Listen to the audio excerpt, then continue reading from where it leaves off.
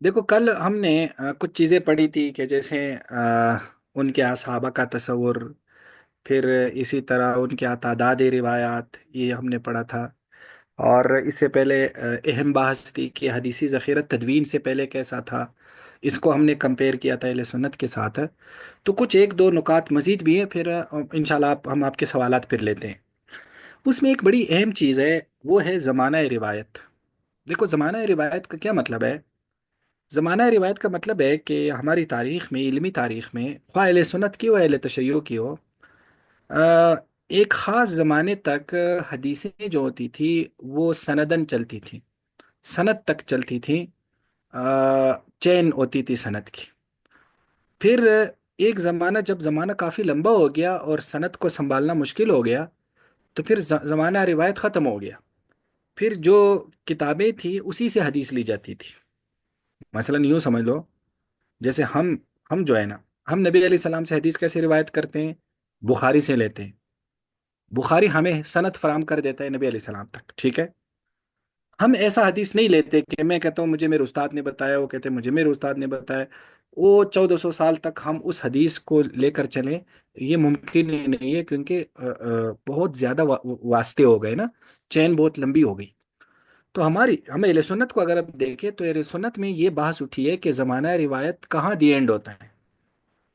तो वैसे तो ज़माना रिवायत दी एंड होता है तकरीबन जब सियासता या उसके आसपास जब किताबें आ गई, लेकिन फिर भी पूरा दी एंड नहीं हुआ। हमारा जो ज़माना रिवायत है तकरीबन वो 5वीं सदी हिजरी की दी एंड तक ख़त्म हो जाता है।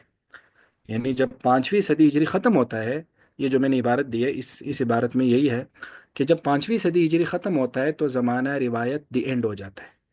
क्योंकि इस 5वीं सदी हिजरी में भी कुछ लोग आए जिन्होंने अपनी सनद से रिवायत ली। अपनी सनद से मुराद है, उन्होंने अपने उस्ताद से ज़ुबानी रिवायत अपनी किताबों में दर्ज की है। जैसे इमाम बैहक़ी हो गए, ख़तीब बगदादी हो गए, इब्ने अब्दुल बर हो गए, इब्ने हज़म हो गए। तो इन लोगों ने भी अपनी असनाद से नबी अलैहि सलाम तक हदीसें पहुंचाई है। तो ज़माना रिवायत गोया कि हमारे यहाँ 5 सदियों में रहा है, पहली 5 सदियों में। उसके बाद हमारे यहाँ ज़माना रिवायत नहीं है। यानी उसके बाद हमारे यहाँ अगर कोई आलिम आता है, वो हदीस लेता है नबी अलैहि सलाम की या बयान करता है, तो उसे अपने पिछले लिटरेचर से लेनी होगी हदीस। कि इस हदीस को इमाम बैहक़ी ने लिया है, या इमाम बुखारी ने लिया है, या इमाम मुस्लिम ने लिया है, उसको लिटरेचर की तरफ रुजू करना पड़। हमारे यहाँ गोया कि रिवायत यहाँ तक है। अब अगर हम देखें जो एले तशय्यो है, तो एक अजीब बात यह है कि एले तशय्यो के यहाँ जो ज़माना रिवायत है वो अभी अभी भी मौजूद है। यानी एले तशय्यो के यहाँ जो ज़माना रिवायत है वो अब भी मौजूद है।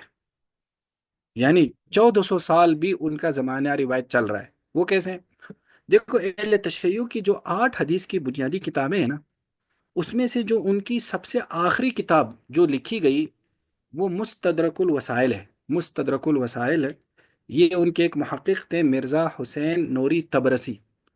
तो ये तबरसी वफात पाते हैं 1320 हिजरी में, यानी 14वीं सदी हिजरी में। समझे? यानी आज से 100 साल पहले तकरीबन। तो उन्होंने अपनी सनद से अइमत तक हदीसें पहुंचाई है, अपनी सनद से। तो ये एक बड़ा अजीब बात है कि इस 1400, यानी अगर उनका आखिरी इमाम भी तकरीबन 200 साल के बाद फोत हो जाते हैं, या वो गैबूबत में चले जाते हैं, तो वह कि 1200 साल या 1000 साल तक ये कैसे रिवायत जुबानी चलती आ रही है ना। एक बहुत ही यानी अजीब और गरीब बात है। तो गोया कि उनके यहाँ ज़माना रिवायत की कोई तहदीद ही नहीं है। लेकिन हमारे यहाँ ज़माना रिवायत एक ख़ास हद तक ख़त्म हो जाता है, क्योंकि वो बाद में वो बड़ा अनरियलिस्टिक बन जाता है ना। यानी बाद में कैसे कोई वो चेन याद करने की, ज़ाहिर है चेन आप एक हद तक याद कर सकते हैं। मसलन मैं आपको कहूँ मुझे मेरे उस्ताद ने बताया, मेरे उस्ताद को मेरे उस्ताद ने बताया, मेरे उस्ताद को मेरे उस्ताद ने बताया, ज़्यादा से ज़्यादा 4 या 5 या 6 वास्ते आप याद कर सकते हैं और उनको ग्रिप में ला सकते हैं। आगे नहीं, वो क्योंकि बहुत ज़्यादा लंबा हो जाता है। लेकिन उनके यहाँ ज़माना रिवायत की कोई तहदीद ही नहीं है। और ये जो हुसैन नूरी तबरसी साहब ने जो मुस्तदरकुल वसाइल लिखी है, अब इसमें वो कहते हैं मुझे कुछ ऐसी किताबें मिली हैं जो किसी को भी नहीं मिली थी, 1400 साल के अरसे में किसी को नहीं मिली थी। वो मुझे ही मिल गई और फिर मैंने उन्हीं से रिवायत उठाई, कुछ मेरी संदेह हैं। تو یہ گویا کہ ایک بڑا فرق ہمارا ان کا زمانہ روایت کا ہے کہ ہمارے یہاں 5ویں صدی ہجری پہ بند ہو جاتے ہیں، لیکن ان کے یہاں زمانہ روایت کی کوئی تحدید ہی نہیں ہے، وہ چلتا رہتا ہے۔ اس کے بعد ایک اگلی ایک بڑی دلچسپ بحث ہے، جس سے یعنی جو ایک جس سے کمپیئر کرنے میں آسانی ہو جاتی ہے کہ ہم اہل سنت کا حدیثی ذخیرہ کس معیار کا ہے اور اہل تشیع کا حدیثی ذخیرہ کس معیار کا ہے۔ وہ ہے مخطوطات اور نسخ۔ مخطوطات اور نسخ کا مطلب ہے کہ جو بھی کتاب ہوتی ہے نا، کوئی بھی لٹریچر کی کوئی بھی کتاب ہو، ہماری اسلامی تاریخ کی، تفسیر کی ہو، حدیث کی ہو، کوئی بھی ہو، اس کتاب جو ہمارے پاس اب موجود ہے، وہ تو ظاہر ہے ابھی شائع ہوئی ہے نا، تو مطلب یہ کہ وہ کتاب کس نسخے پر مبنی ہے۔ یعنی وہ کتاب جو ابھی فی الحال موجود ہے، مثلا ہم بخاری کو لے لیتے ہیں، بخاری جو ہمارے پاس موجود ہے، یہ کس نسخے سے نقل کی گئی ہے، کاپی کی گئی ہے، یعنی اس کو پرنٹ کیا گیا، وہ نسخہ کس نے لکھا تھا، پھر اس نے وہ نسخہ کس سے لکھا تھا۔ یعنی جس طرح ایک چین چلتی ہے حدیث کی، ایک چین مخطوطات کی بھی چلتی ہے، اور وہ چین اس لیے بہت ضروری ہے کہ مثلا اگر آج کوئی آدمی اٹھے اور وہ کہے کہ بھئی بخاری کی 2 جلدیں نہیں ہیں، 3 جلدیں ہیں مثلا، یا بخاری میں 7,000 حدیثیں نہیں ہیں، 10,000 حدیثیں ہیں، وہ کہ 3,000 زائد ہے، میں نے فلاں نسخے میں دیکھے ہیں اس میں 3,000 زائد تھے، تو پھر اسے اس نسخے کی سند دینی پڑے گی کہ وہ نسخہ کس نے لکھا ہوا تھا، اس سے کس نے لکھا ہوا تھا۔ تو ایک چین نسخوں کی بھی چلتی ہے، مصنف تک اس کو چلانا پڑتا ہے، وہ بہت ضروری ہے، کیونکہ اگر آپ مصنف تک نہیں چلاؤ گے تو اس کا مطلب ہے کہ درمیان میں اس میں کچھ اضافہ بھی ہوا ہے، یعنی آپ اس کو کیسے پروف کریں گے کہ یہ مصنف کی بات ہی یہی ہے۔ یہی وجہ کہ جب آپ کوئی بھی عربی کتاب کا کوئی تو محقق شدہ نسخہ اٹھائیں، تو اس کے شروع میں وہ مخطوطات کی بحث کرتا ہے کہ میرے پاس کوئی 10 مخطوطات تھے، 20 مخطوطات تھے، وہ مخطوطات فلاں کے لکھے ہوئے تھے، انہوں نے فلاں سے لیے ہوئے تھے، تو وہ اس طرح سے اتھینٹک ہے۔ تو گویا کہ وہ 20 مخطوطات یا 10 مخطوطات کو ملا کر پھر میں نے ان کا تقابل کیا، پھر میں نے اس کتاب کو گویا کہ شائع کر دیا۔ تو گویا کہ مخطوطات کی بھی ایک چین ہوتی ہے، ٹھیک ہے۔ اب اس مخطوطات والی چین کو اگر ہم کمپیئر کریں اہل سنت اور اہل تشیع کا، تو زمین آسمان کا فرق ہے۔ میں اس لمبی بحث میں نہیں جاتا کہ ان کی دیگر کتابوں کے مخطوطات کیا ہے، ہم صرف ان کی جو سب سے اولین کتاب ہے الکافی، جو ان کے ہاں وہی درجہ رکھتی ہے جو ہمارے یہاں بخاری کا ہے، تو میں الکافی اور بخاری کا ایک تقابل آپ کے سامنے پیش کرتا ہوں، ٹھیک ہے، جس سے آپ کو تھوڑا سا اندازہ ہو جائے گا کہ ہمارے ہاں کتابیں کس اس پر لکھی ہے اور اس کے ہاں کس پر لکھی ہے۔ ہم سب سے پہلے الکافی کو لیتے ہیں، پھر ہم بخاری کی طرف آتے ہیں۔ الکافی جو ہمارے پاس جو اس وقت موجود ہے، یعنی اہل تشیع کیا، یعنی ہمارے پاس جو اس موجودہ جو دور کی جو الکافی ہے، یہ کس نسخے پر مبنی ہے؟ تو وہ مبنی ہے آج سے کوئی 500 600 سال پہلے، یعنی جب 9ویں صدی ہجری تھا، تو ایران اور اس پورے خطے میں صفوی حکومت تھی، شیعوں کی حکومت تھی، اور اس دور میں شیعہ لٹریچر بہت زیادہ پھیل گیا تھا نا۔ تو اس دور میں، صفوی دور میں، ایک بہت بڑا محدث تھا باقر مجلسی، جس کی وہ بیار الانوار ہے، جو 8 کتابوں میں ایک باقاعدہ ایک کتاب ہے جس کا کل تذکرہ ہوا تھا۔ تو اس باقر مجلسی جو ہے، اس کے سامنے الکافی کا ایک نسخہ پڑھا گیا اور لکھا گیا۔ تو بعد میں، یعنی باقر مجلسی کے بعد، الکافی کے جتنے بھی نسخے ہیں یا جتنے بھی اشاعتیں ہیں، وہ اس نسخے پر مبنی، ٹھیک ہے، باقر مجلسی کے نسخے پر۔ اور باقر مجلسی جو ہے، وہ صفوی دور میں تھا، اور وہ 9ویں صدی ہجری کے آس پاس کا عالم ہے، ٹھیک ہے، شیعہ عالم ہے۔ اب آپ کو پتہ ہے کہ الکافی کا مصنف 4تھی صدی ہجری کا ہے، ٹھیک ہے۔ اب باقر مجلسی سے پیچھے جائیں تو الکافی کے کون سے نسخے ملتے ہیں؟ تو ایک شیعہ محقق ہے حیدر ہیب اللہ، یہ شامی محقق ہے، اور شیعہ حدیث لٹریچر پر اس بندے کو جتنا عبور ہے، بہت کمال کا عبور ہے اور بہت کمال کا محقق ہے، محقق حیدر ہیب اللہ۔ تو یہ محقق حیدر ہیب اللہ یہ بڑا نوجوان ہے، لیکن ان کی تحقیقات بہت کمال کی ہیں۔ تو انہوں نے یہ بات لکھی ہے کہ اس کتاب کے الکافی کے ہمیں 7ویں صدی ہجری سے پہلے کوئی نسخہ ملتا ہی نہیں، 7ویں صدی ہجری سے پہلے ہمیں کوئی نسخہ نہیں ملتا، اور جو 7ویں صدی ہجری کا نسخہ ہے وہ بھی مکمل نہیں ہے، وہ نامکمل ہے، وہ بھی نامکمل ہے، ٹھیک ہے۔ تو 7ویں صدی ہجری سے پہلے تو کوئی نسخہ ہے ہی نہیں۔ اب آپ 7ویں صدی ہجری کو دیکھیں، اور امام کلینی جو الکافی کا مصنف ہے، وہ کب فوت ہوئے ہیں؟ 4تھی صدی ہجری میں۔ تو یہ تقریباً 350 سال کا عرصہ گزرتا ہے. اس 350 سال میں ہمیں کافی کا نسخہ تو ملتا نہیں ہے. 7ویں صدی ہجری میں ملتا ہے، وہ بھی نامکمل ہے. پھر ہمیں 8ویں صدی ہجری میں کچھ نسخے ملتے ہیں. مکمل نسخہ اس کا ہمیں ملتا ہے باقر مجلسی والا. ٹھیک ہے. تو سوال یہ کہ پہلے الکافی کہاں تھی، اس کے پیچھے جو الکافی ہے وہ کہاں ہے؟ کوئی یعنی وہ ہمیں کسی جگہ ملتی ہی نہیں. سوال یہ کہ کیوں نہیں ہے؟ کیا اس دور میں شیعہ نہیں تھے؟ کیا اس دور میں شیعہ جو محدثین تھے وہ الکافی کو نہیں پڑھتے تھے؟ ٹھیک ہے. اب یہ الکافی کی گویا کی صورتحال ہے. ٹھیک ہے. اب ایک اور بات، خیر اس کو پھر ہم آخر میں کرتے ہیں جب ہم تھوڑا سا بخاری کا کریں. اب اگر ہم بخاری شریف کو دیکھیں، ٹھیک ہے، بخاری شریف کو، تو بخاری شریف کا جو سب سے معتمد نسخہ ہے ہمارے ہاں جو سمجھا جاتا ہے، وہ ایک محقق تھے، محدث تھے، حافظ یونینی. تو جو حافظ یونینی کا نسخہ ہے وہ ہمارے ہاں محقق نسخہ سمجھا جاتا ہے. اب یہ جو نسخہ ہے، یہ نسخہ اس نسخے پر مبنی ہے جو 4 مشہور محدثین تھے، یہ جن کے یہاں نام بھی لکھے ہوئے، الاسیلی، الہیراوی، السجزی، ابن عساکر. ان 4 محدثین کے سامنے جو نسخہ پڑھا گیا تھا یہ اس نسخے پر مبنی ہے، حافظ یونانی کا نسخہ. ٹھیک ہے. اور یہ 4 لوگ کون تھے؟ ان 4 لوگوں میں سے جو ابو ذر الہروی ہے، یہ صحیح بخاری کے روات کے براہ راست شاگرد ہیں. اب اس جملے کو سمجھنے سے پہلے آپ ایک تمہید سمجھیں کہ پرانے زمانے میں، آج کل تو جو کوئی کتاب لکھتا ہے ڈائریکٹ پریس بھیج دیتا ہے نا. پرانے زمانے میں ایسا نہیں تھا. پرانے زمانے میں ایسا تھا کہ مثلا ایک مصنف ہے امام بخاری، وہ اپنی کتاب لکھتے ہیں.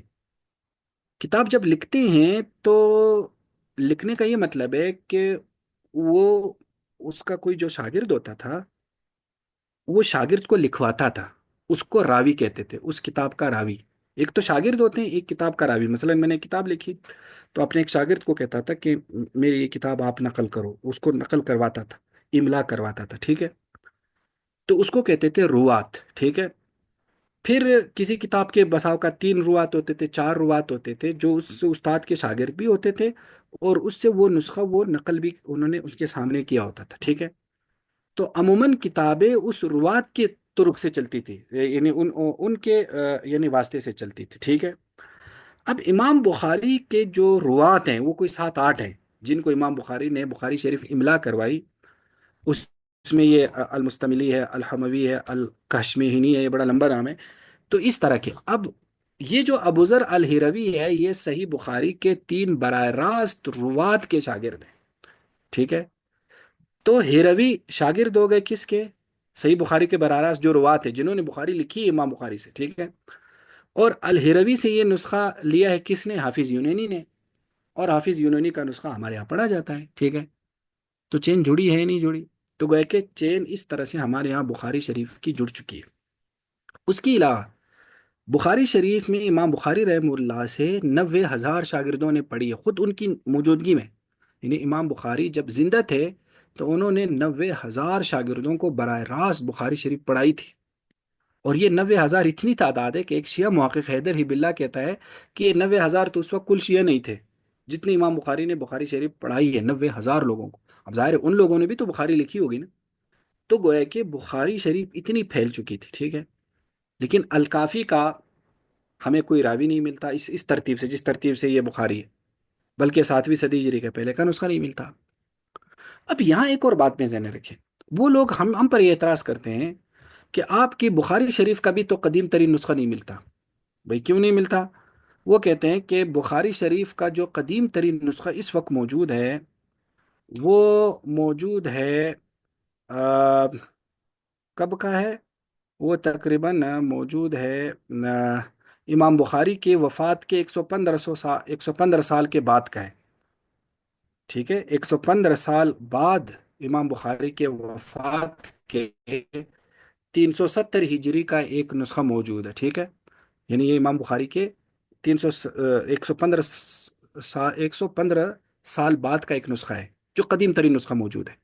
تو وہ کہتے ہیں کہ امام بخاری کے 115 سال بعد کا ایک نسخہ ہے تو اس میں بھی تو کمی بیشی ہو سکتی ہے. آپ امام بخاری کے زمانے کا ہمیں ایک نسخہ دکھا دیں پھر ہم مانیں گے. شیعہ ہمیں کہتے ہیں، لیکن ہم یہ کہتے ہیں کہ دیکھو، جب جب کوئی نسخہ سامنے ہوتا ہے نا، دیکھو اس پرانے زمانے جس طرح ہمارے یہاں بھی کتاب کے ایڈیشن ہوتے ہیں نا، اس زمانے میں چونکہ قلم سے لکھا جاتا تھا نا، تو اس کے اس کو اپ گریڈ کیا جاتا تھا، ٹھیک ہے، نسخے کو اپ گریڈ کیسے کیا جاتا تھا؟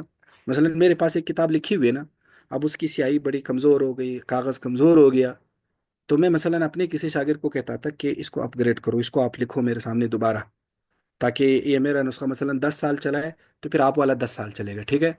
اب اس کو اپ گریڈ کر لیتا تھا، جب وہ اپ گریڈ کر لیتا تھا میرے سے لکھ لیتا تھا، تو میں اپنے نسخے کو ضائع کر لیتا تھا کہ اب تو اس نے مجھ سے لکھا ہے، پھر وہ اپنے شاگرد کو اسی طرح لکھواتا تھا یا ایک دو نسلوں کے بعد لکھواتا تھا، ٹھیک ہے؟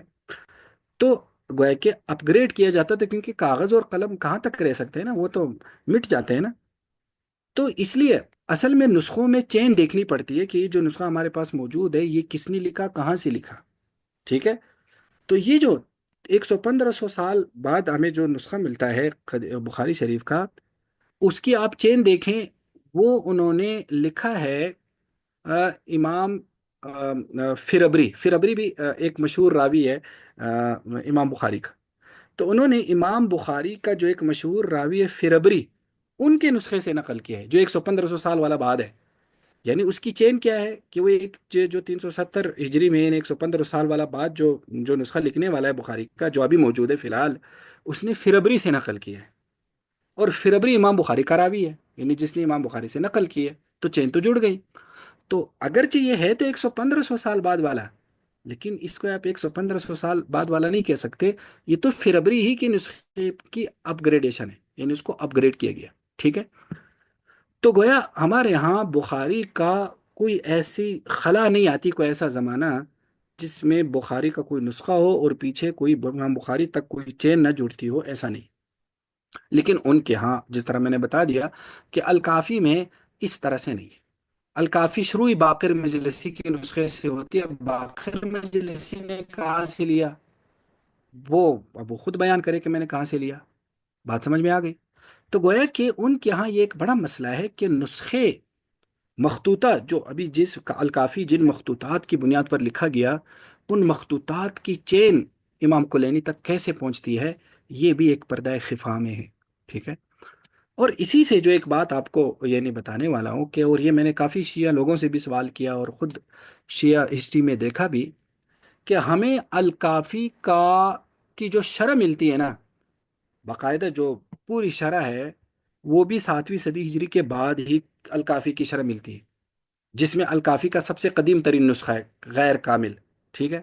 ہمیں اس کی شروحات بھی اس کے بعد کی ہی ملتی ہیں، یعنی الکافی کی کوئی ایسی شرح نہیں ہے جو 7ویں صدی ہجری سے پہلے کی شرح ہو، جو موجود ہو فی الحال، ایسے کوئی شرح نہیں، لیکن بخاری شریف کی ہے، بخاری شریف کے تو غالباً امام بخاری کے براہ راست شاگردوں نے بھی بخاری شریف کی شروحات لکھی ہے، تو وہ ہے کہ ہمیں اس کا کوئی شرح بھی نہیں ملتی، کیونکہ نسخے ہی نہیں تھے نا، یعنی دوسرے لفظوں میں یہ سمجھو کہ الکافی کے نسخے تھے ہی نہیں، تو شرح کون لکھتا؟ تو ایسا لگتا ہے، یعنی اب میری اپنی فیلنگ ہے، ہو سکتا ہے غلط ہو، لیکن فیکٹس کو دیکھ کر ایسا لگتا ہے کہ شاید الکافی جو امام کلینی نے لکھی تھی وہ اتنی بڑی تھی ہی نہیں جتنے ابھی موجود ہے، وہ ہوگی کوئی ایک آدھ جلد پر یا دو جلدوں میں، جس طرح کل میں نے آپ کو بتایا کہ اتنی تعداد بہت ان ریلسٹک ہے روایات کی، جو کل جس پر بحث کر چکے ہیں، لیکن ایسا لگتا ہے کہ جب صفوی دور میں بہت سارا شیعہ لٹریچر بنایا گیا، تو شاید اس میں الکافی میں بھی جو ہے نا ایڈنگ کی گئی، الکافی میں بھی بہت سارا کچھ ایڈ کیا گیا، فیکٹس کو دیکھ کر ایسا لگتا ہے، تو ورنہ تو ہمیں کیوں الکافی کا پرانا نسخہ نہیں ملتا، کیوں الکافی کی پرانی شرح نہیں ملتی، اور کیوں درمیان میں ایک بڑا انقطاع ہے الکافی اور اس کے جو دریافت شدہ نسخے ہیں اس کے درمیان؟ تو یہ ایک گویا کہ بہت سارا ایک جو ہے نا پرابلمز ہیں مخطوطات اور نسخ میں۔ یہ سمجھ میں آ گیا یا نہیں آیا آپ لوگوں کو یہ بات؟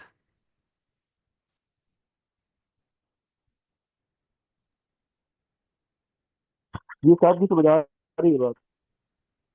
شاباش تو خیر، یہ اب جو ہے نا یعنی ان چیزوں کو دیکھ کر اب ایک اور بات بھی ہم کر لیتے ہیں، پھر ہم آپ کے تھوڑے سے سوال لے لیتے ہیں۔ ایک بڑا مسئلہ ہمارے اہل سنت اور اہل تشیع کا اگر ہم کمپیئر کریں، وہ ہے نقد حدیث کے معیارات۔ دیکھو ہمارے اہل سنت میں حدیث کو پرکھنے کے معیارات ہے، وہ اپنے اصول حدیث. آپ نے اصول حدیث پڑھی ہے نہیں؟ اصول حدیث کا علم، اصول حدیث میں کوئی کتاب پڑھی ہے آپ لوگوں نے؟ یہ خیر الرسول پڑھی تھی جی۔ خیر الاصول پڑھی تھی، شابش. تو خیر الاصول میں آپ نے پڑھا ہوگا وہ صحیح حدیث اور ضعیف حدیث اور مسترب حدیث منکر حدیث، ٹھیک ہے، وہ تعریفات پڑھی ہوگی نا. اور راوی کی اقسام پڑھی تھی پوری. تو ہمارے ہاں ایک معیارات نقد حدیث ہے، نقد حدیث کے معیارات ہے، جس پر پھر ہم حدیث کو پرکھتے ہیں، پھر ہم کہتے ہیں یہ حدیث صحیح ہے، یہ حدیث ضعیف ہے. ان معیارات کی بنیاد پر جو نتیجہ اہل سنت نے نکالا ہے وہ یہ ہے کہ سب سے زیادہ صحیح احادیث کی تعداد بخاری میں اور مسلم میں، اس کو صحیحین کہتے ہیں. یعنی اس کا 95% حصہ صحیح ہے. صحیح کا مطلب ہے جو معیارات جس حدیث کو صحیح بتاتے ہیں، جو حدیث کی سب سے اعلیٰ قسم ہے، تو وہ اعلیٰ قسم سب سے زیادہ صحیح بخاری اور مسلم میں. ہاں، اس میں تھوڑی سی دوسرے درجے کی حدیثیں بھی ہیں جو حسن ہے، حسن وغیرہ ہیں، لیکن زیادہ حدیثیں صحیح ہے اس میں، یعنی ان معیارات کو دیکھتے ہوئے، ٹھیک ہے. اور باقی کتابوں میں جو ہے نا صحیح بھی ہیں اور ضعیف بھی ہے اور دوسری بھی ہیں. تو اس طرح سے گویا کہ ان معیارات پر ہمارے اس پورے لٹریچر کو پرکھا گیا ہے اور اس کا رزلٹ بھی نکالا گیا ہے. یہ تو ہمارے اہل سنت میں ایسا ہوا ہے، ٹھیک ہے. اب اس میں یہ پھر اختلاف چلتا رہتا ہے نا، کہ ایک محقق کے ہاں یہ حدیث اس معیار پہ پوری نہیں اترتی، وہ کہتے ہیں پوری اترتی ہے، وہ کہتے ہیں معیارات کے لحاظ سے یہ حدیث صحیح بنتی ہے، وہ کہتے ہیں نہیں دوسرے درجے کی بنتی ہے. اس طرح کے اختلافات بھی چلتے رہتے ہیں، لیکن گویا کہ پرکھا گیا ہے ہمارے اس پورے ذخیرے کو. لیکن مسئلہ یہ ہے کہ اہل تشیع کے یہاں کیا اسی طرح کے معیارات ہے؟ تو اہل تشیع اس حوالے سے دو گروہوں میں بٹے ہیں. ایک گروہ کو وہ کہتے ہیں اخباری گروہ. اخباری جو شیعوں کا گروہ ہے، شیعہ محدثین کا، وہ کہتے ہیں معیارات پہ ہمارے حدیثوں کو پرکھنا حرام ہے. اخباری لوگوں کا یہ نقطہ نظر ہے. وہ کہتے ہیں یہ ائمہ کے اقوال ہے، ان کو پرکھا نہیں جا سکتا. یہ قرآن کی طرح ہے، جس طرح قرآن کو نہیں پرکھا جا سکتا ان کو بھی نہیں پرکھا جا سکتا. اور وہ اس کی ایک وجہ کہتے ہیں. وہ کہتے ہیں دیکھو، اگر آپ ان معیارات پہ، اور یہ آگے اس کی روایت میں نے ان کی باقاعدہ عبارات دی ہے، خیر. تو وہ کہتے ہیں کہ اگر آپ ان جو ہے نا ان معیارات پہ اس کو کریں گے تو کیا ہو جائے گا؟ ہمارا سارا ذخیرہ ہی اڑ جائے گا. وہ کہتے ہیں یہ آپ ان کے اپنے معیارات، ہمارے معیارات نہیں. یعنی ان کے ہاں جو اصول حدیث لکھا گیا ہے نا، تو وہ کہتے ہیں اگر اس اصول حدیث کی بنیاد پر ہمارے ان روایات کو ہم پرکھیں تو اکثر حصہ ہی ضعیف ہو جاتا ہے، ختم ہو جاتا ہے. تو پھر ہم دین کہاں سے لیں گے؟ یعنی وہ سوال اٹھاتے ہیں، اخباری لوگ سوال اٹھاتے ہیں دوسرے فریق پہ، جن کو وہ اصولی لوگ کہتے ہیں. وہ اصولیوں پہ یہ اعتراض اٹھاتے ہیں کہ دیکھو یہ اصول حدیث چھوڑ دو، کیونکہ آپ نے جو معیارات بنائے ہوئے ہیں وہ بھی تو شیعہ ہے نا، اصولی. وہ اپنے اس شیعہ لوگوں کو کہتے ہیں کہ یہ اصولی، وہ جو دوسرا فریق ہے ان کو کہتے ہیں اصولی. تو اخباری لوگ اصولی لوگوں کو کہتے ہیں کہ اگر آپ ان معیارات پہ حدیث کو پرکھیں گے تو پورا کا پورا شیعہ مذہب ہی اڑ جائے گا، تو پھر ہم شیعہ مذہب کہاں سے لیں گے؟ ٹھیک ہے. اب آپ دیکھیں، میں اس عبارت کا ترجمہ آپ کے سامنے نقل کرتا ہوں. وہ کہتے ہیں اصولی اصطلاح سے اکثر احادیث کا ذوف لازم آتا ہے. ایک شیعہ محقق ہے، یہ کہہ رہے ہیں، محدث ہے پرانے زمانے کا جو اخباری ہے. کہتے ہیں جو معتبر مجموعی کتب میں منقول ہے، کیونکہ بعض راوی ضعیف، بعض مجہول، بعض کی توثیق ثابت نہیں ہے، تو ان احادیث کی تدوین نہ صرف ابس بلکہ حرام ہوگی، اور ان احادیث کی صحت کی گواہی جھوٹ شمار ہوگی، بلکہ اجماع شیعہ کا بطلان لازم آئے گا، جن میں ائمہ معصومین بھی داخل ہے. یہ سارے لوازم باطل ہے، یعنی ساری باتیں ہم کیسے مانیں؟ تو ملزوم یعنی اصولی اصطلاح سے حدیث کو پرکھنا بھی باطل ہے، بلکہ تحقیقی نگاہ سے دیکھے تو ساری احادیث شیعہ کا ذوف لازم آئے گا. کیونکہ صحیح حدیث کی تعریف یہ کہ جو ایسے راوی سے مروی ہو جو عادل ہو، امامی ہو، جملہ طبقات میں ضابط ہو، اور محدثین نے کسی راوی کی عدالت کی سرات نہیں کی، محدثین نے صرف توثیق منقول، خیر وہ کہتے ہیں کہ وہ ہے کہ، تو گویا کہ اخباری لوگ کہتے ہیں کہ پرکھا ہی نہیں جا سکتا. تو یہ لوگ تو خلاص ہو گئے. یہ لوگ کہتے ہیں بس یہ جو کتابیں ہیں پڑھو، پرکھو ہی نا. تو یہ کتنی غیر معقول بات ہے نا. یعنی کہ آپ حدیث تو پڑھ رہے، پرکھ ہی نہیں رہے اور نہ پرکھنے کی اجازت دے رہے کسی کو، ٹھیک ہے. تو اخباری لوگ تو ہے ہی غیر معقول. اب آپ آ جائیں جو اصولی لوگ ہیں، دوسرا مکتب ان کے ہاں اصولی کا ہے، جو کہتے ہیں نہیں ان کو نا پرکھنا چاہیے، اور جو اپنے اصول ہے ان کے مطابق ان کو گویا کہ ہمیں پرکھنا ہے، تاکہ جو ہے نا یہ جو ہے نا یعنی حدیثوں کو دیکھیں.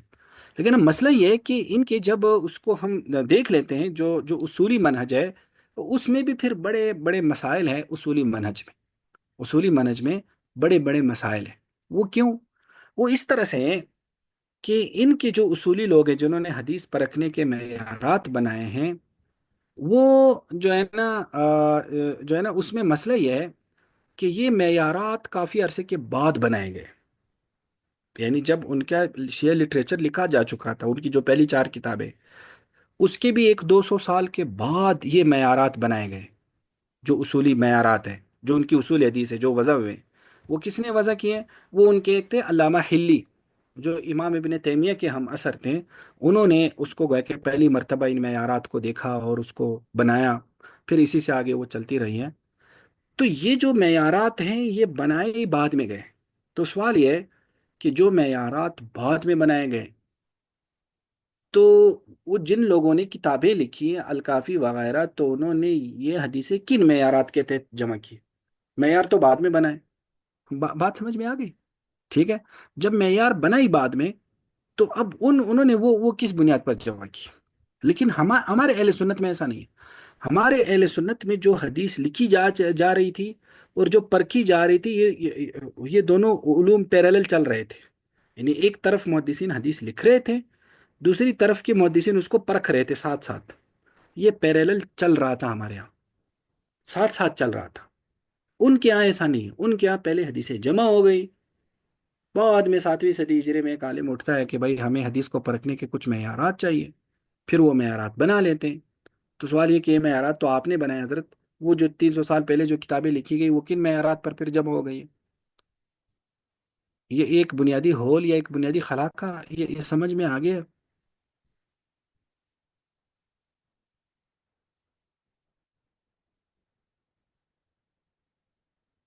या नहीं समझ में आया?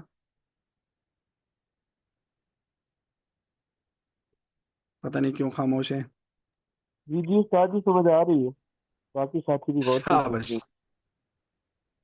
चलो जी, तो ये गोया कि ये मसला है।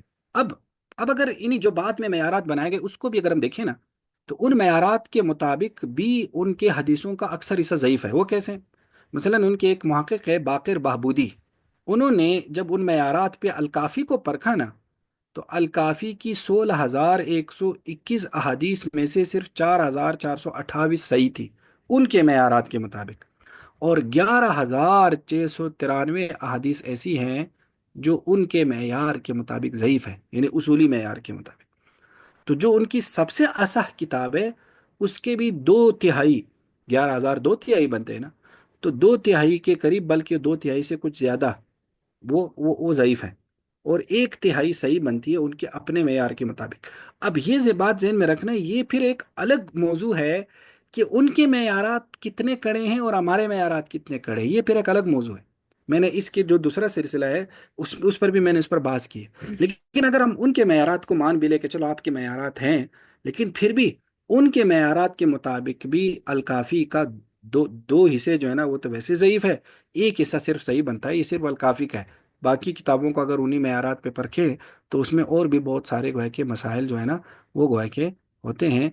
तो ये भी गोया के एक बड़ा मसला है मेयारात नक़द हदीस का, जो एक भरपूर किस्म की गोया के एक किस्म की उसमें यानी खला है। और तो ये काफ़ी लंबी बहस है। मैंने आप लोगों को बहुत ही मुख्तसरन बता दी है। आप इसमें से उसको खैर देखते हैं। तो खैर आगे फिर उनका जो फ़न उसूल हदीस है जिसको मुस्तलहुल हदीस कहते हैं, और हमारा है वही जिसमें मेयारात को देखा गया है। तो खैर उसको फिर हमने उसको देखा है। तो उसमें फिर आप उसमें देख सकते हैं। ये ज़रा काफ़ी डीप किस्म की बात है, लेकिन बहरहाल आप उसके उसमें कर सकते हैं।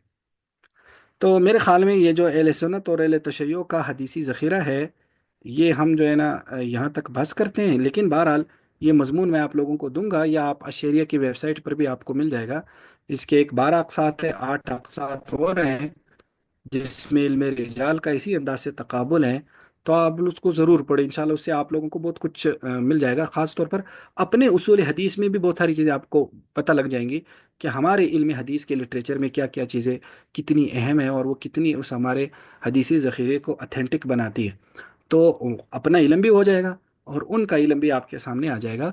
तो ये गोया कि इस पूरे इस कज़िए का गोया कि असल में ये है, ज़ाहिर है उनका हदीसी ज़ख़ीरा कितना मेयारी है, तो वो हमें इसी तरह से ही पता चलता है जब हम अपने ज़ख़ीरे से उसको कंपेयर करें ना। तो कंपैरिजन से ही पता चल सकता है। तो वरना तो और कोई तरीका नहीं है हदीसी ज़ख़ीरा को कबूल करने या ना कबूल करने का इनका। तो इसलिए इनका जो हदीसी ज़ख़ीरा है उसमें बहुत सारे प्रॉब्लम्स है, बहुत सारे मसाइल हैं जो बहरहाल जो है ना यानी वो उसी प्रॉब्लम्स के साथ ही अपनी हदीसों को काफ़ी सही मानते हैं और उनसे वो इस्तिनादात भी करते रहते हैं। लेकिन ज़ाहिर है एक आम आदमी फिर तशवीश में मुब्तला हो जाता है कि हदीसें तो इनके पास भी है, आपके पास भी है, तो अब क्या पता उनकी हदीसें सही हो। लेकिन ज़ाहिर है वो फिर फैक्ट्स की बुनियाद पर देखने पड़ेंगे। तो अब इस मौजू से मुतलिक किसी का कोई सवाल हो तो वो कर सकता है।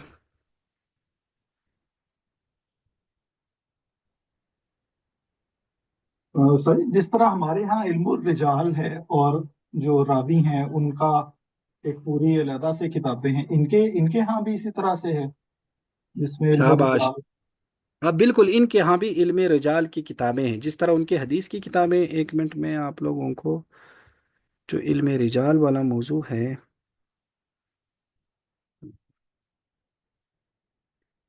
उसमें से मैं आपको इनकी कुछ रिजाल की किताबें बता दूं।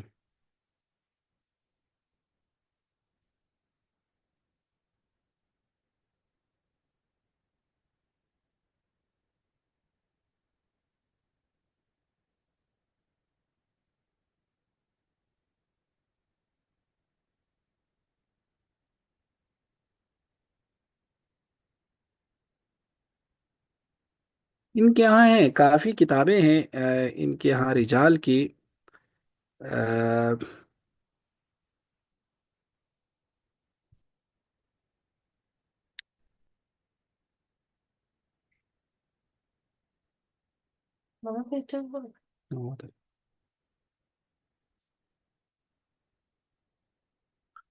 तो इनके यहाँ है, उनके यहाँ रिजाल की किताबें हैं, लेकिन अब वो काफ़ी ज़्यादा हैं। इनके यहाँ रिजाल की किताबें जो है ना वो काफ़ी ज़्यादा हैं। लेकिन अब मसला ये है यहाँ भी, अब ये गोया कि देखने की बात है कि उनके रिजाल का और हमारे रिजाल का तकाबुल करके फिर अंदाज़ा हो सकता है कि वो उनके रिजाल, अब उसमें यह है कि उसका भी अगर आप खुलासा जहन में रखें तो उसका भी जब देखा है तो उसमें ये बड़ा मसला है उनके रिजाल का कि हमारे इल्म रिजाल में रिजाल का जितना तारुफ होता है कि रावी का नाम है, उसके असातिज़ा का नाम है, उसका सन्न वफ़ात है, उसका ज़माना है, उनके रिजाल में ये चीज़ें हैं ही नहीं। उनके रिजाल में एक सबसे बड़ी मिस्टेक जो है ना वो क्या है, रावी का ज़माना ही नहीं है, रावी कब वफ़ात हुआ कोई पता नहीं। यानी चलो विलादत तो बहुत सारे लोगों की नहीं मालूम होती, लेकिन वफ़ात तो फिर मालूम होती है ना। तो ज़ाहिर है वफ़ात से ही फिर आप अंदाज़ा लगा सकते हैं ना कि वो किस ज़माने का है ना। हमारे यहाँ इसको कहते हैं तबक़ात, कि भाई रावी किस तबके का है। भाई वो चौथी सदी हिजरी के तबके में आता है, पाँचवीं सदी हिजरी के, पहली सदी हिजरी के, और उसका उसका जो दौर है, उस ज़माना है, वो उसको मुतयन किया जाता है। फिर उस ज़माने से उसके असातिज़ा को देखा जाता है उसके। लेकिन उनमें यहाँ ऐसा एक तो है नहीं, एक तो उनमें सिनीन वफ़ात है ही नहीं, तबक़ात का पता ही नहीं चलता कि कौन सा रावी किस ज़माने का है। दूसरा, इनमें एक बड़ी मिस्टेक इनके उसमें यहाँ ये है कि इनके यहाँ जरा व तादील भी बड़ी कम हुई है उन पर। जरा व तादील, यानी जरा व तादील का मतलब है कि ये रावी ज़ईफ है या सही। लेकिन उनके यहाँ कुछ किताबें हैं वो जदीद दौर के उसने लिखी है। मसलन उनके इराक के एक बहुत मशहूर आलिम थे, मुहक्किक खुई, अल्लामा खुई। तो अल्लामा खुई ने मोजम रिजाल उल हदीस के नाम से 24 जिल्दों में शिया रिजाल की किताब लिखी है, जिसमें वो बताते हैं कि ये हदीस ज़ईफ़ है, ये रावी ज़ईफ़ है या सिका है। लेकिन मसला ये है कि खुई तो इस ज़माने का है ना। तो सवाल ये है कि उन्होंने इस रावी को जो ज़ईफ़ या करार दिया वो किसके कहने पर करार दिया है। यानी असल में हमारे यहाँ जो इल्म रिजाल में रावी को ज़ईफ़ या सिका करार दिया जाता था, वो उस ज़माने के मुहद्दिसीन को देखा जाता था, उसके असातिज़ा या शागिर्दों को देखा जाता था, या ज़्यादा से ज़्यादा एक नस्ल पीछे या एक नस्ल बाद में। क्योंकि वही लोग तो उनके उस रावी को बेहतर समझते थे ना। यानी अब आज मैं बैठकर मैं 500 साल पहले के रावी के बारे में कहूँ कि वो सिका है, तो मैंने तो उसे तो नहीं देखा ना। तो मैं अब किस बुनियाद पर कहूँगा, तो मेरे पास कोई बुनियाद होनी चाहिए। वो बुनियाद है मुतकदमीन का कोई कौल, फिर ही मैं उसको कह सकता हूँ। तो उनके यहाँ ये एक बड़ा प्रॉब्लम है कि उनके रावियों पे मुतकदमीन के अकवाल मिलते ही नहीं। अकवाल है बाद वालों के, कोई 500 साल बाद का है, कोई 600 साल, कोई 800 साल बाद का है। अब वो किस बुनियाद पर उसे कह रहे जब उन्होंने उसे देखा ही नहीं है। ठीक है। तो अब इस तरह से गोया कि उनमें एक रिजाल में भी इस तरह की जो है ना गुंजलक मची हुई है शिया इल्म और रिजाल की। और वो मैंने आपको बताया, ये पूरा मैंने उनके उस दूसरे, मेरा एक मजमून है इल्म और रिजाल और इल्म जरा व तादील, एक तकाबुली मुताला शिया इल्म रिजाल और इल्म जरा व तादील, वो 12 अक़सात में छपा है। तो उसको भी फिर आप उसमें देख लें, लेकिन उसका वो एक जो बहुत ही खुलासे की खुलासा है वो मैंने बता दी। अब समझ में आ गया। जी उस्ताद। और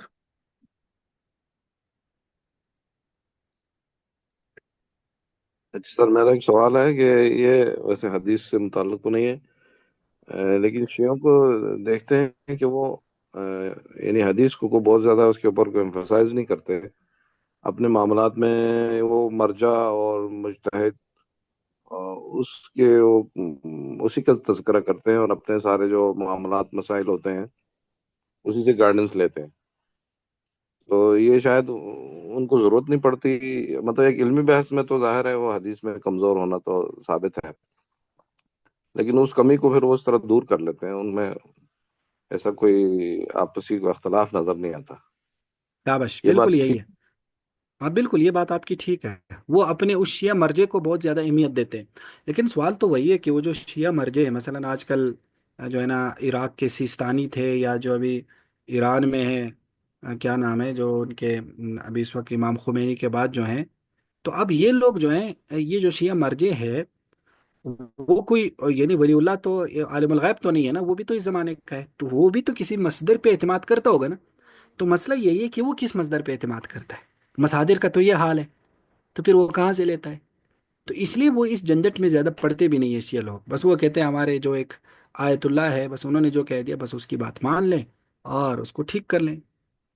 तो इसलिए वो उस हिस्टोरिकल चीज़ों में या उसूली चीज़ों में या किताब के मखतूतात को देख ले या रिजाल की रोशनी में देख ले या परख लें, नकद करें, इस तरह का एहले तशय्युह में इस तरह की चीज़ें चलती ही नहीं है, बहुत कम है।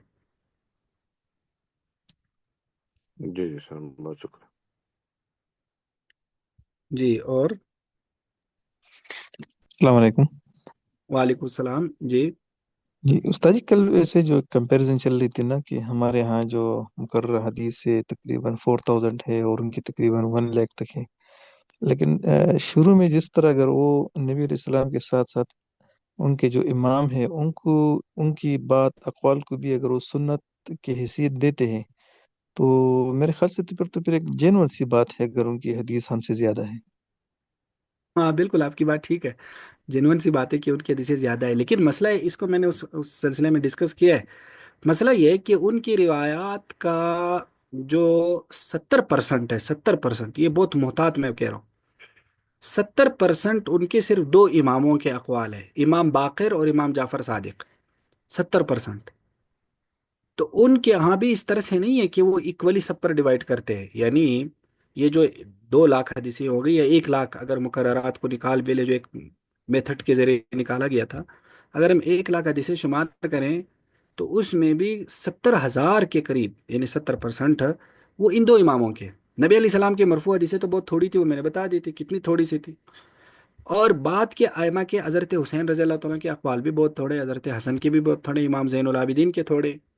जो बाद वाले इमाम मूसा काजिम या इमाम मेहदी तो वैसी 12 साल की उम्र में चले गए, उनके जो वालिद साहब है वो भी नौजवानी में फौत हुए थे, उनका एक बेटा था सिर्फ।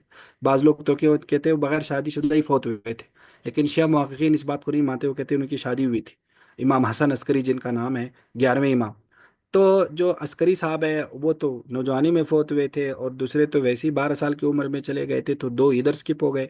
तो गए कि उनके यहाँ बाकी बाज़ाहिर तो लगते हैं कि 12 के अकवाल हैं, वो 12 के नहीं है, वो ज्यादा से ज्यादा 2 के या 3 के। अब बात समझ में आ गई।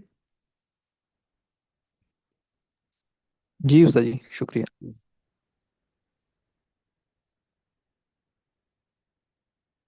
और किसी का कोई सवाल है?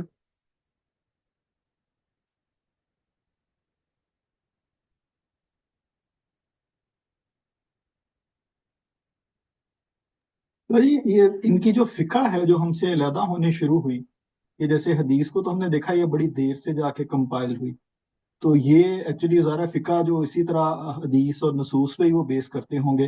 तो ये कब से इन्होंने फिर सेपरेट की, अगर ये जैसे हमें ये लग रहा है कि ये बातें बाद में लोगों ने ऐड की, تو یہ جو ان سے ہمارے فقی اختلافات ہوئے، یہ کب سے سٹارٹ ہوئے؟ کیا یہ امام جعفر صادق سے زیادہ سٹارٹ ہوئے، یا یہ بھی بعد میں جا کے 12 امام جب گزر گئے اس کے بعد پھر دو مطلب چینجز آئی ہیں بڑی؟ یہ بڑا اچھا سوال ہے، اس کو ویسے دیکھنا چاہیے، اس موضوع پر میں نے ویسے زیادہ ابھی فی الحال مطالعہ نہیں کیا کہ ان کی فقہ کیسے الگ ہوئی، لیکن جتنا تھوڑا بہت میں نے دیکھا تھا اس وقت یہ سلسلہ لکھتے ہوئے، تو ان کی فقہ بھی دراصل ہماری فقہ سے نقل کی گئی ہے، یعنی ان کی جو فقہ ہے وہ بھی دراصل کاپی ہے ہمارے فقہ کی، یعنی اس میں اصل میں نا ان لوگوں میں کاپی بہت چلتی ہے، اور یہ جو ان کا اصول حدیث ہے نا، یہ دراصل ہمارے یہاں سے ہی چرایا گیا ہے، اور اس میں چرا کے اس میں تھوڑی بہت اس میں اپنی اپنی چیزیں ایڈ کی گئی ہیں، ورنہ ان کے یہاں یہ علم تھا ہی نہیں، ٹھیک ہے، اس پر میں نے اس سلسلے میں تفصیل سے بات کی۔ اب ان کی جو فقہ ہے وہ اس طرح سے مدون انہوں نے نہیں کی، وہ بھی بعد کے لوگوں نے جا کر کوئی 7ویں صدی ہجری میں 8ویں صدی ہجری میں جا کر جب انہوں نے دیکھا کہ اہل سنت کے ہاں تو فقہ کی بڑی منضبط سی کتابیں ہیں، تو انہوں نے اپنی بھی اسی ترتیب پہ کتابیں لکھی، لیکن مسئلہ ہے اس میں اپنی کچھ ان کے مسائل پہلے سے بڑے جو ہے نا نمایاں تھے، وہ صرف ایڈ کر دیے، جیسے مثلا ان کے یہاں جمع بین صلاتین ہوتا ہے، اور اسی طرح ان کے یہاں متع جائز ہے، یا اسی طرح ان کے یہاں ایک دو اور مسائل ہیں، تو اپنے مسائل کو تو اس میں ہائی لائٹ کیا، باقی فقہ تقریباً سیم ٹو سیم ہی، کوئی اتنا بڑا فرق نہیں ہے، یعنی کوئی فقہ اتنا بڑا فرق نہیں ہے۔ اب سوال یہ ہے کہ اگر حدیثی ذخیرے میں اتنا بڑا فرق ہے، ان کی حدیثیں بالکل الگ ہے، ہماری حدیثیں بالکل الگ ہے، تو پھر فقہ میں بھی بڑے اختلافات ہونی چاہیے نا، ہوں۔ لیکن فقہ میں زیادہ اختلافات نہیں ہیں، تو فیل ایسا ہوتا ہے یہ بھی کہ یہ بس کاپی ہی کی گئی ہے وہاں سے، کوئی جینین اس طرح سے ایجاد نہیں ہوئی، کریٹ نہیں ہوئی، جس طرح ہمارے یہاں باقاعدہ فقی مکاتب تھے، مجتہدین تھے، ان کے اصول تھے، پھر ان کے ان اصولوں پہ موقع پر انہوں نے استنباط کیا، پھر اپنے مسائل نکالے، ان کیا اس طرح کی کوئی ترتیب ہی نہیں ہے۔ جی ٹھیک ہے۔ جی، اور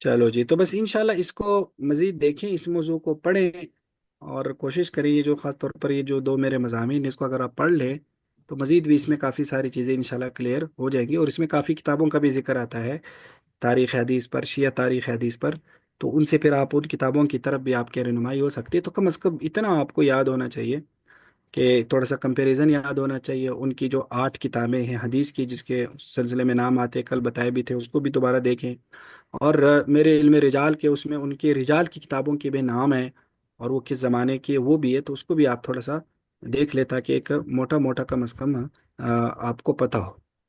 صحیح ہے؟ جی تو یہ آپ اسامہ بھائی سے شیئر کریں گے، یہ کر دیجیے گا شیئر ویسا گروپ پہ؟ یہ میں لنک شیئر کر دوں اس میں میں اسامہ صاحب کو آپ لوگوں کو، میں ادھر اسامہ پہ صاحب کو بھیج دوں گا لنک، جی یہ آیا، اشیریہ میں ہیں، جی ٹھیک ہے ٹھیک تو آپ وہاں سے ان سے لے سکتے ہیں، ٹھیک ہے؟ جی ٹھیک ہے جی، جزاک اللہ خیر، بہت شکریہ۔ چلو جی، ٹھیک ہے، ہوں۔ السلام علیکم ورحمۃ اللہ۔ وعلیکم السلام۔